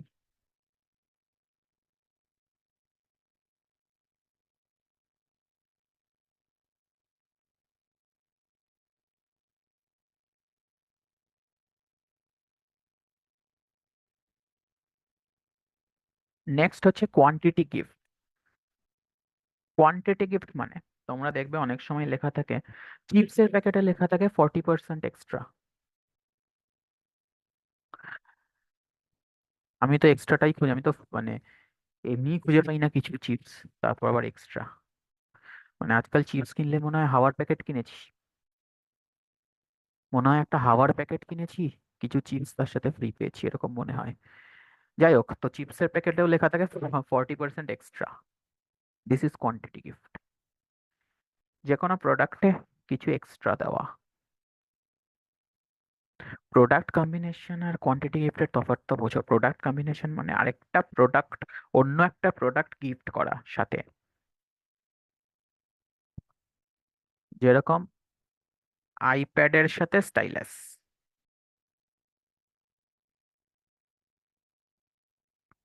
আর কোয়ান্টিটি গিফট মানে 40% এক্সট্রা।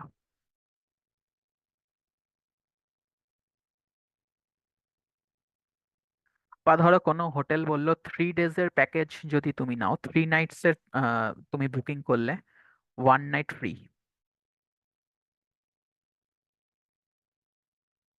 তো একটা দিনের সার্ভিস ওরা বেশি দিচ্ছে, this is quantity gift.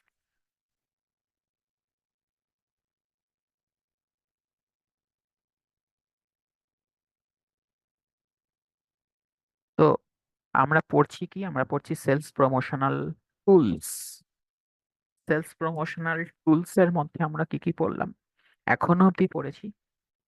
Discount, refund, discount, rebate, refund, product combination, quantity gift.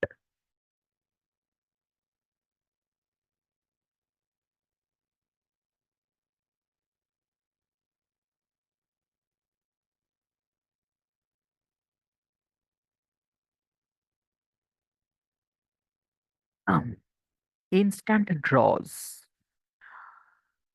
অনেক সময় তুমি একটা প্রোডাক্ট কিনলে, সেই প্রোডাক্টের সাথে একটা স্ক্র্যাচ কার্ড আসে। সেই স্ক্র্যাচ কার্ডটাকে তুমি ওই স্ক্র্যাচ করলে দেখতে পাবে যে তুমি কিছু জিনিস জিতেছো। আর ম্যাক্সিমাম সময় কি থাকে বলো তো, বেটার লাক নেক্সট টাইম। তো স্ক্র্যাচ কার্ড, ইনস্ট্যান্ট ড্রজ মানে স্ক্র্যাচ কার্ড। তুমি একটা প্রোডাক্ট কিনলে, তার সাথে তোমাকে একটা স্ক্র্যাচ কার্ড দিল, তুমি স্ক্র্যাচ করে কিছু গিফট পেলে, যেই স্ক্র্যাচ কার্ডে যেই গিফটটা লেখা থাকবে সেটা পাবে। তো আমি ছোটবেলায় অনেক এরকম আশা নিয়ে স্ক্র্যাচ করে দেখেছি, ওই বেটার লাক নেক্সট টাইমই পাওয়া যায়। একবার একটা টুপি পেয়েছিলাম পুজোয়, আমার মনে আছে, শ্রীভূমিতে গেছিলাম, হোল নাইট ঠাকুর দেখতে যেতাম শ্রীভূমিতে। ওই পেপসি পেপসি খেয়েছিলাম, তো ওখানে একটা ওই কাউন্টার থেকে একটা স্ক্র্যাচ কার্ড দিয়েছিল, এর টুপি পেয়েছিলাম একটা। ঠিক আছে, তো অনেক আশা নিয়ে স্ক্র্যাচ করেছিলাম, গাড়ি ফাড়ি জিতবো ভেবেছিলাম, কিন্তু শেষমেশ টুপি পরে বাড়ি চলে এসেছিলাম। যাই হোক, তো ইনস্ট্যান্ট ড্রস মানে সাথে সাথে একটা স্ক্র্যাচ কার্ড দিয়ে দেবে, স্ক্র্যাচ করো, সেই স্ক্র্যাচ কার্ডে যেটা লেখা থাকবে, সেই গিফটটা তুমি পাবে। তো স্ক্র্যাচ কার্ডে যে গিফটটা অ্যাসাইন করা থাকবে, সেই গিফটটা তুমি পাবে। এটাও একটা সেলস প্রমোশনাল টুল, এটা বোধহয় তোমরা সবাই কোনো না কোনো ক্ষেত্রে দেখেছো। আচ্ছা, আরেকটা হচ্ছে লাকি ড্র। কি তফাৎ বলো তো?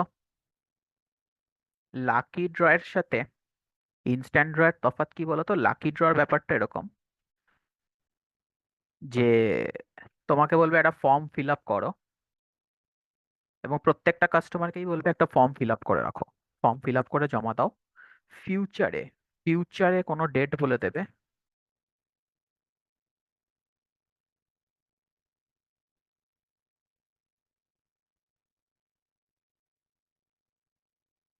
ফিউচারে কোনো ডেট বলে দেবে, সেই ডেটে একটা লাকি ড্র হয়ে একজন পার্টিকুলার উইনার হবে। তো this is lucky draw. Lucky draw আর ইনস্ট্যান্ট ড্র এর মধ্যে তফাৎটা বোঝো। ইনস্ট্যান্ট ড্রতে ধরো তুমি যেই জিনিস, প্রত্যেকটা কাস্টমারকে একটা করে স্ক্র্যাচ কার্ড দেওয়া হয়, তো স্ক্র্যাচ করলে সেইখানে যেটা লেখা থাকে সেটা জিতবে। আর ম্যাক্সিমাম সময় কি থাকে, বেটার লাক নেক্সট টাইম। আর লাকি ড্র হচ্ছে ফিউচার ডেটে গিয়ে বলবে একটা ফর্ম ফিল আপ করে দিয়ে দাও, ফিউচার ডেটে গিয়ে যারা যারা ফর্ম ফিল আপ করবে তাদের মধ্যে থেকে একজনকে সিলেক্ট করে নেবো। মার্থ বলছে অনেকটা লটারির মতো। ইয়েস।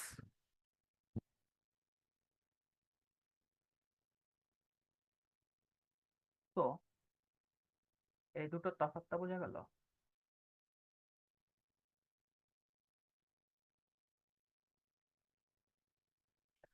এগিয়ে যাই।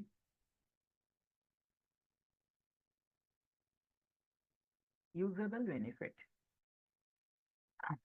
ইউজেবল বেনিফিট মানে তুমি একটা প্রোডাক্ট কিনলে এবং তোমাকে তার সেই সময় আরো একটা কিছু, ধরো একটা কুপন দেওয়া হলো। ইউজেবল বেনিফিট মানে তুমি একটা প্রোডাক্ট কিনলে এবং তোমাকে একটা কুপন দেওয়া হলো, যে কুপনটা তুমি ফিউচার পারচেজে ব্যবহার করতে পারবে। তো দিস ইজ ইউজেবল বেনিফিট, মানে নেক্সট পারচেজে তুমি এই জিনিসটাকে ব্যবহার করতে পারবে। যেরকম ধরো আমি সেদিনকে, বেশ কয়েক মাস আগের কথা, আমি একটা দোকানে কফি খেয়েছিলাম, না আইসক্রিম খেয়েছিলাম, আইসক্রিম খেয়েছিলাম বোধহয়।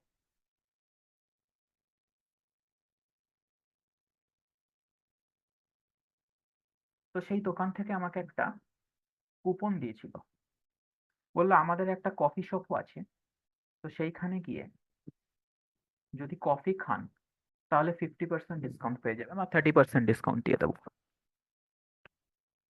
তো আইসক্রিমের দোকান, ও একই একই ধরো লোকের একটা আইসক্রিমের দোকান আছে, একই ফ্র্যাঞ্চাইজির একটা আইসক্রিমের দোকান, একটা কফি শপ। তো আইসক্রিমের দোকান থেকে যখন আমি আইসক্রিমটা খেলাম, ওরা আমাকে একটা ইউজেবল বেনিফিট দিল। বললো আমাদের কফি শপ ডিপার্টমেন্ট থেকে যদি কফি খাও, তাহলে তুমি এই কুপনটা ইউজ করে 20% বেনিফিট পাবে। তো দিস ইজ ইউজেবল বেনিফিট। বা অনেক সময় হয়, আমি একবার ধরো আহ কোনো দোকান থেকে জিনিস কিনলাম, তো ওরা বললো এই কুপনটা তুমি পেয়ে যাবে আপন purchase of a certain amount. তুমি একটা কুপন পাবে যেটা তুমি নেক্সট পারচেজে রিডিম করতে পারবে। তো নেক্সট যেদিন পারচেস করতে আসবে তুমি ডিসকাউন্ট পাবে। যেমন প্যান্টালুন্স এরকম খুব আছে, অদ্ভুত অদ্ভুত নিয়ম। দেখো ব্যাপারটা কি, প্যান্টালুন্স বলছে তুমি আজকে যদি ফর এক্সাম্পল 5000 রুপিজের কেনো, তাহলে আমি তোমাকে একটা কুপন দেবো যেটাতে 15% ডিসকাউন্ট থাকবে। এইটা তুমি 24 ঘন্টা পর থেকে রিডিং করতে পারবে। মানে আজকে তুমি 5000-এর কিনে এই কুপনটা পেলে, 24 ঘন্টা পর থেকে তুমি যে কোনো দিন আসো, যে কোনো প্রোডাক্ট কেনো, এই কুপনটাকে রিডিম করে নাও। So this is usable benefit, যে তুমি একটা প্রোডাক্ট কিনলে তোমাকে আমি next পারচেজে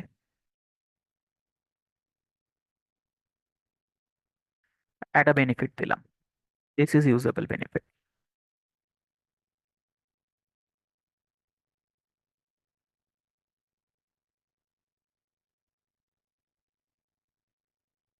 finance at the rate of 0%। আচ্ছা, আমরা অনেক সময় ইএমআই তে কিনি না? আমরা অনেক সময় ইএমআই তে জিনিস কিনি তো। তো অনেক সময় দোকানদাররা বলে, জেনারেলি নিয়মটা কি, ইএমআই তে কিনলে আমি ইনস্টলমেন্টে পে করব। তো ইনস্টলমেন্টে পে করলে কি হবে ব্যাপারটা, আমাকে ইন্টারেস্ট সমেত পে করতে হবে। তো অনেক সময় দোকানদাররা কি বলে, যে আমি 0% রেটে ইএমআই ফেসিলিটি দিচ্ছি, মানে কোনো এক্সট্রা পেমেন্ট করতে হবে না। This is also a sales promotional টুল।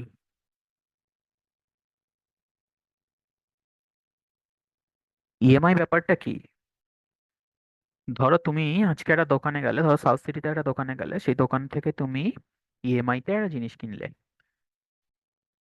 তো সেই দোকানের কিছু ফাইন্যান্সিয়ারের সাথে টাই আপ থাকে, ফর এক্সাম্পল বাজাজ। তো বাজাজ কি করবে, তোমার হয়ে পেমেন্ট করে দেবে। তারপরে তোমার থেকে বাজাজ পেমেন্টটা রিকভার করবে অ্যালং উইথ ইন্টারেস্ট। দোকান কিন্তু সাথে সাথে পেমেন্ট পেয়ে যাচ্ছে।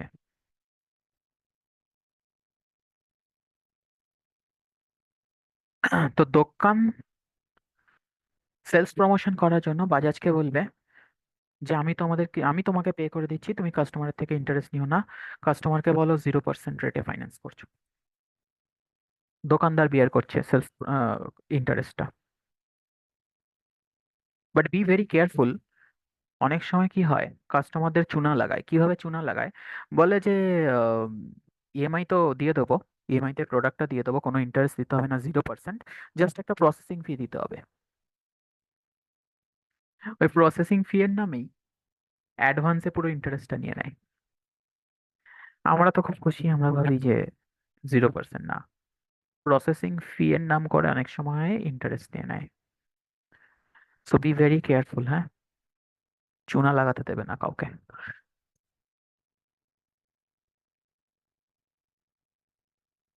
স্যাম্পলিং, স্যাম্পলিং মানে তোমরা জানো, একটা প্রোডাক্টের একটা স্যাম্পল কাস্টমারকে ইউজ করার জন্য দেওয়া হয়।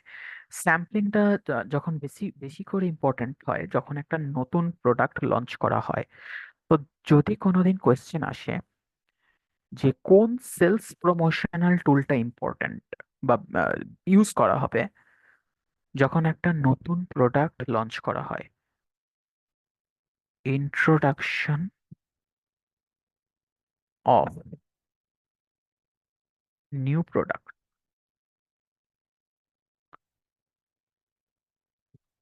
যখন একটা নতুন প্রোডাক্ট লঞ্চ করা হয়, তখন কোন সেলস প্রমোশনাল টুলটা ইম্পর্ট্যান্ট, এই কোয়েশ্চেন যদি আসে, your answer will be sampling. এইবার একটা মজার জিনিস দেখো, আমরা যখন একটু আগে পার্সোনাল সেলিং করছিলাম, তখন আমি বলেছি পার্সোনাল সেলিং একটা প্রোডাক্ট যখন লঞ্চ করে তখন ইম্পর্ট্যান্ট হয়, মানে কাজে দেয়। তো পার্সোনাল সেলিং এর সময়ও আমি বলেছিলাম যে নিউ প্রোডাক্ট লঞ্চের সময় it is very important, personal selling plays a very important role.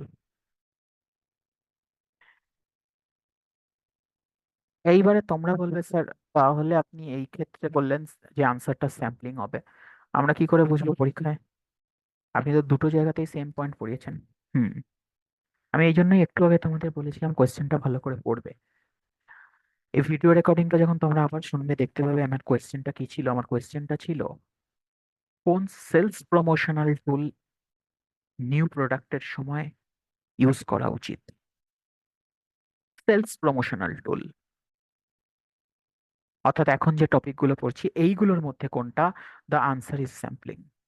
যদি এই কোয়েশ্চেনটাই বলতো কোন প্রমোশনাল টুল আমি ইউজ করব, প্রমোশনাল টুল তো চারটেই আছে: advertising, personal selling, sales promotion, আর পিআর। তখন আমি বলতাম পার্সোনাল সেলিং ইউজ করব।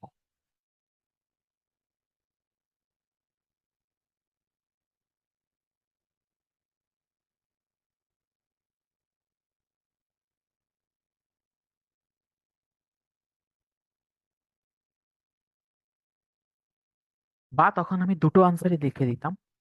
যদি বলতো প্রমোশনাল টুল, আমি দুটো আনসারই লিখে দিতাম, যে number one personal selling, number one personal selling use করব, নাম্বার টু সেলস প্রমোশনের আন্ডারে স্যাম্পলিং ইউজ করব।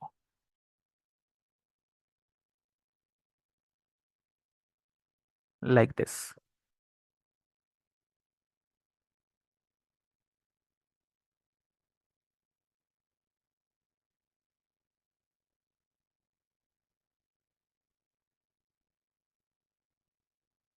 লাস্ট, কন্টেস্টস, অনেক সময় অনেক কুইজ কন্টেস্ট वगैरह অর্গানাইজ করা হয়, জিতলে কিছু প্রাইজ টাইজও দেওয়া হয়। So this is also method of sales promotion.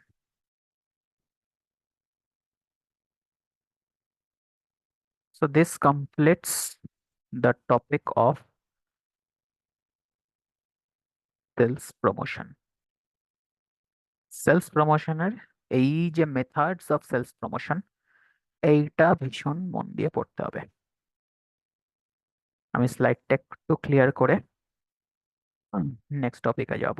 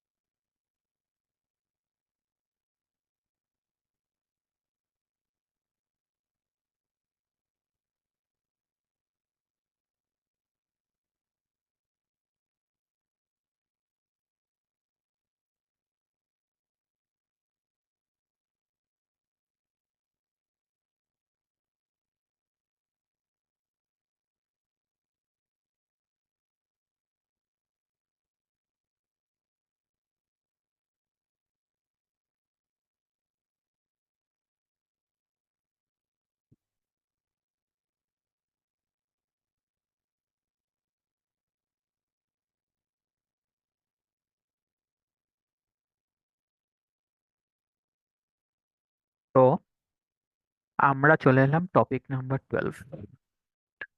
এই যে মার্কেটিং চ্যাপ্টারটা, যেটা একটা বেশ বড় চ্যাপ্টার, এই টপিকের সাথে সাথেই সেই চ্যাপ্টারটা শেষ হতে চলেছে। সো এইটা হচ্ছে আমার last topic of marketing chapter. তো প্রমোশন মিক্সের আন্ডারে আমি অ্যাডভার্টাইজিং পড়েছি,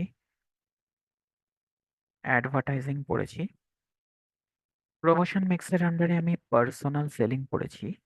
প্রমোশন মিক্সের আন্ডারে আমি সেলস প্রমোশনও পড়েছি। এইবারে লাস্ট পয়েন্টটা পড়তে চাইছি, পিআর মানে পাবলিক রিলেশন। পরীক্ষায় অনেক সময় কোশ্চেন আসতে পারে, what is the function of public relation department, মানে পিআর অর্থাৎ পাবলিক রিলেশন। প্রত্যেকটা বিজনেসের একটা পিআর ডিপার্টমেন্ট থাকে। তো কোয়েশ্চেন এইভাবে আসতে পারে যে পিআর ডিপার্টমেন্টের ফাংশন কি।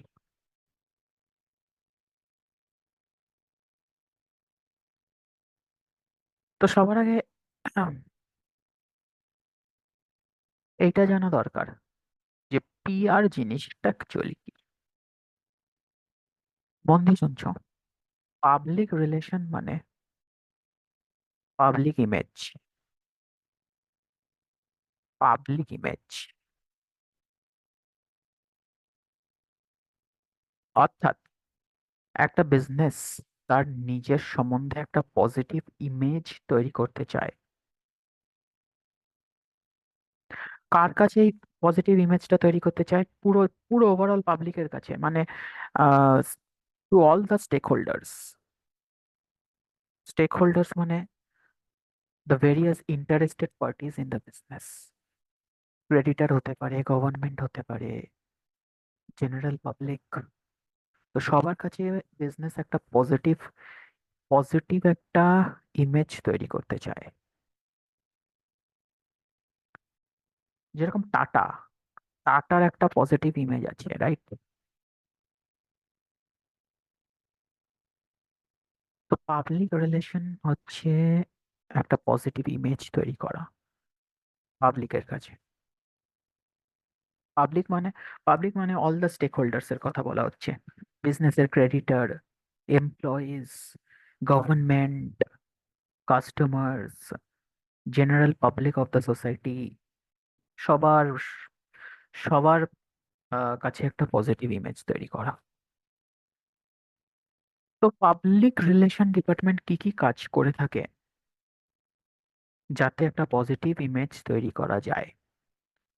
Number one is product publicity. Product publicity মানে স্পন্সরশিপের কথা বলা হচ্ছে এখানে। স্পন্সরশিপ। আমাদের কলেজে যখনই কোনো প্রোগ্রাম হতো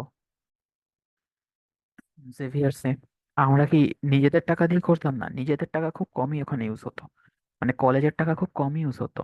বেশিরভাগ আমরা ছুটতাম স্পন্সরশিপের জন্য। আমার মনে আছে বিভিন্ন কোম্পানি বিভিন্ন রকম ভাবে স্পন্সরশিপ করতো। যেরকম গ্রিন প্লাই, গ্রিন প্লাই ওই স্টেজ টেজ বানিয়ে দিত। যেখানে প্রোগ্রামটা হবে, ধরো অডিটোরিয়ামে হলে তো আলাদা কথা, বাট মাঠে যদি প্রোগ্রাম হয়, তো গ্রিন প্লাই বলতে আমরা স্টেজটা বানিয়ে দিচ্ছি, সেটার জন্য আমরা মেটেরিয়াল দিচ্ছি।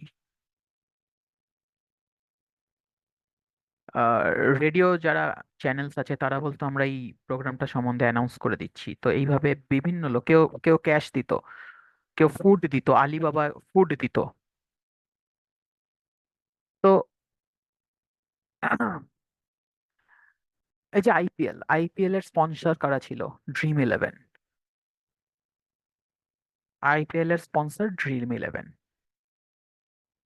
আজকাল সবাই ড্রিম ইলেভেন খেলছে, লোকের একটা কনফিডেন্স তৈরি হয়ে গেছে এই ড্রিম ইলেভেনের প্রতি। কারণ আইপিএল এর স্পন্সর, ও মাই গড, ইন্ডিয়া টিমের জামায় লেখা আছে ড্রিম ইলেভেন, ও মাই গড, তার মানে খুব অথেন্টিক ব্যাপার হয়তো। তো পাবলিকের মনে এই স্পন্সরশিপ করে পাবলিকের মনে একটা পজিটিভ ইমেজ ক্রিয়েট করে দেওয়া, to boost the sales. Next হচ্ছে প্রেস রিলিজ। এই যে ধরো অ্যাপেল, ধরো একটা নতুন প্রোডাক্ট লঞ্চ করছে, নতুন আইফোনের নতুন মডেল লঞ্চ করছে অ্যাপেল।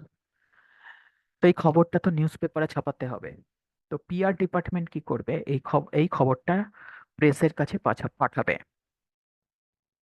আর প্রেস তখন এই খবরটাকে সুন্দর করে গুছিয়ে ছাপবে। এখানে কিন্তু কোনো টাকার লেনদেন নেই। Publicity is basically non paid form. Advertisement তো পেড ফর্ম, অ্যাডভার্টাইজমেন্ট তো paid form, but publicity is basically non paid. এই যে প্রেস রিলিজ, ধরো এই প্রেস রিলিজে কি অ্যাপেল, ধরো অ্যাপেল টেলিগ্রাফকে একটা প্রেস রিলিজ দিল, তো সেখানে কি টাকা দেবে? না, টাকা দেওয়ার কোনো গল্প নেই। এখানে দুটো কোম্পানিরই উইন উইন সিচুয়েশন। অ্যাপেলের সম্বন্ধেও, অ্যাপেলের প্রোডাক্টটা সম্বন্ধেও ইনফরমেশন ছড়াচ্ছে, আবার যেই নিউজ পেপারে এই ইনফরমেশনটা প্রথম ছাপছে তার জন্যও ভালো, একটা ভালো খবর সে তার ভিউয়ার্সদের বা রিডার্সদের দিতে পারছে। এটা দুজনের জন্যই উইন উইন সিচুয়েশন, এখানে কোনো পয়সার লেনদেন নেই প্রেস রিলিজ।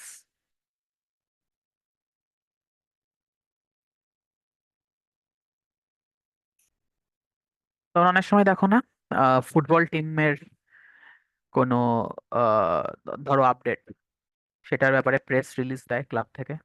বা ধরো মেসি মেসি বার্সেলোনা ছেড়ে দেবে কি দেবে না, এই ব্যাপারে প্রেস রিলিজ, প্রচুর প্রেস রিলিজ আসতো সেই সময়টা। মানে নিউজ পেপারে অনেক স্পেকুলেশন চলতো, বাট আলটিমেটলি যখন মেসি ছেড়ে চলে গেল, সেটা একটা অফিসিয়াল প্রেস রিলিজ এলো।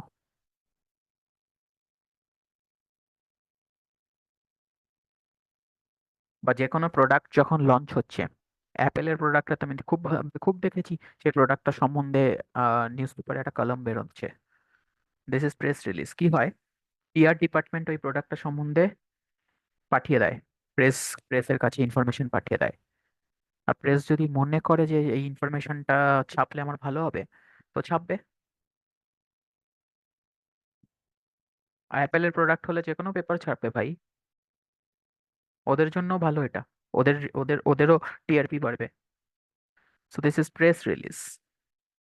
সো প্রেসের সাথে একটা ভালো সম্পর্ক রাখা ইজ ইম্পর্টেন্ট, তাহলে ওরাও তোমার জিনিসপত্রগুলো ছাপবে একটু। কর্পোরেট কমিউনিকেশন, বিভিন্ন সেমিনার টেমিনার হয়, বিভিন্ন সেমিনার টেমিনার হয়, যেখানে হয়তো কোম্পানির টপ ডিরেক্টরস যারা, তারা এসে এমপ্লয়িজদের অ্যাড্রেস করবে, মোটিভেট করবে, কোম্পানির ভ্যালুজ সম্পর্কে বলবে। দিস ইজ, বা ধরো কোনো সেমিনার হলো, সেখানে সবাইকে কোম্পানির সম্বন্ধে জেনারেল ইনফরমেশন দেওয়া হলো।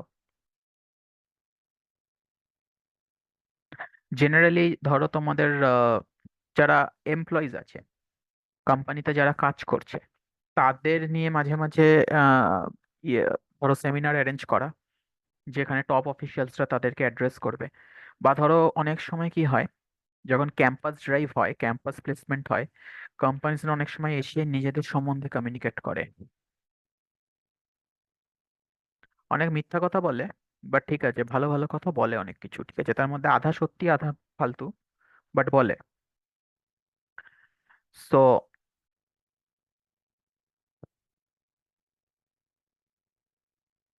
This is corporate communication.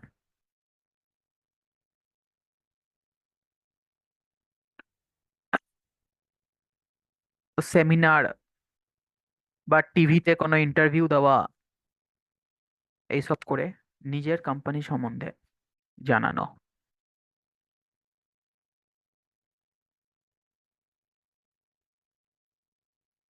Seminar, TV interview, etcetera. যেরকম রামদেব প্রচুর টিভি ইন্টারভিউ ইন্টারভিউ দেয়।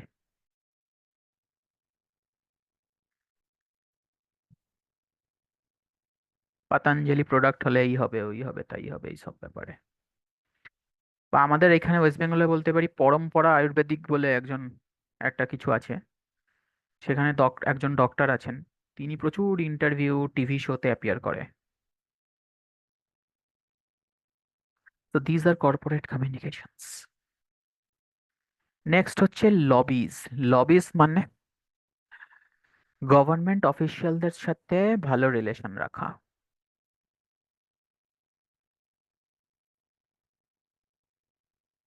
গভর্নমেন্ট অফিসিয়ালদের সাথে ভালো রিলেশন রাখা।